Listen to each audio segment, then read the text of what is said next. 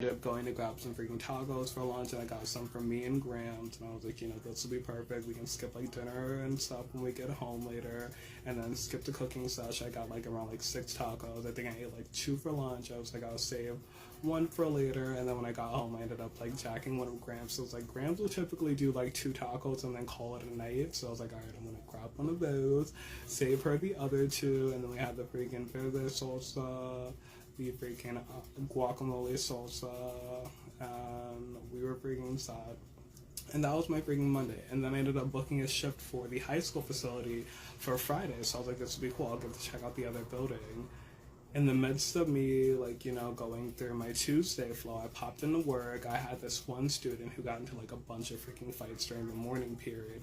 This student got into I would say maybe 2 fights during freaking gym class over like football, soccer. And it was like freaking cray. But I was like, it should be fine. They talked to the student, they took him out of class, work with him. He was originally going to get suspended, and then we ended up freaking throwing out the suspension, and then he was just sent back to class. Now, the class had been rowdy throughout the entire day, but their original teacher wasn't out of the building. He was just in the office area, which is in the, it's literally a part of the classroom, but in a separate area that's, closed off with a door. So he popped in a bunch of times when they were getting a little too out of control. Typically when I work with the students in this building, they don't get that out of control where we literally have to have another teacher pop in. But when we do, they always pop in and they're like, calm down, you guys. With their teacher actually being in the building, he literally popped in. He was like, calm down, you guys. This is not how we act. And then he helped me with a bunch of freaking lessons, because I'd be in the midst of going over a lesson flow, and then they would start getting overly talkative. But it's when you pick certain students to freaking help with the answer portions.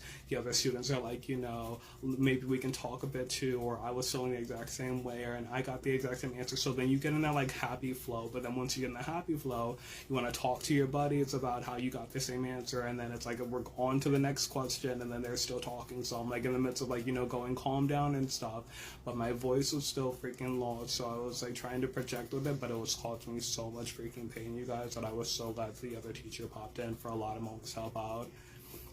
And then by the end of the day, I found this bell, and the bell was freaking great. I literally tapped on it a few times, and then the entire class would calm down.